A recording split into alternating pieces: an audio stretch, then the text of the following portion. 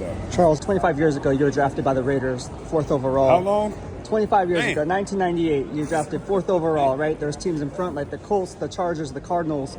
Now being here with the Raiders and looking back, what does it mean to you to kind of give back to the Raider Nation, and what does that mean being once a Raider, always a Raider? Well, first of all, I'm glad it was the Raiders. You know, honestly, growing up, you know, I saw clips of the Raiders, but I was in the Midwest, so you know, it wasn't a ton of Raiders, you know, that I watched. You know, I watched, you know, Walter Payton, you know, with the Chicago Bears. I watched, you know, Hanford Dixon and Frank Minifield with the Cleveland Browns. Like, you know, I was a Midwest guy, Boomer Esiason, like that's what I grew up in. But to you know, be drafted to the Raiders, have that rich tradition, you know, that the Raiders have, not only as a franchise, but the tradition of defensive backs. Everybody knows like my relationship with Willie Brown, like that was my guy, man, to the end. But then, you know, Mike Haynes, Lester Hayes,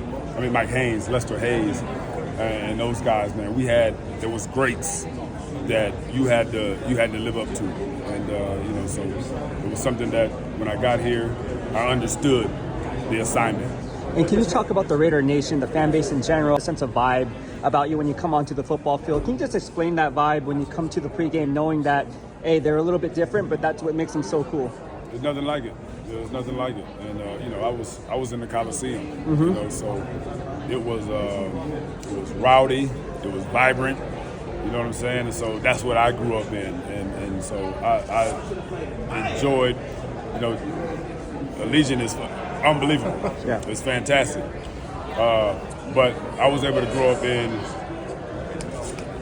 that thing. You know what I mean? I got you. I got you. Definitely enjoyed, you know, I was just saying earlier, coming out of the locker room, running down to that black hole, and them beating on the side of the stands, and you dapping them up, and they're damn near falling onto the field. Like, it was like, it's a real vibe. Yeah. It's a real vibe, man. So, like when people ask me, you know, what do I miss? I don't miss playing. You know, I put enough time in between the lines, but running out, and the energy of the fans, that you miss. Right. Yeah. The way you said it.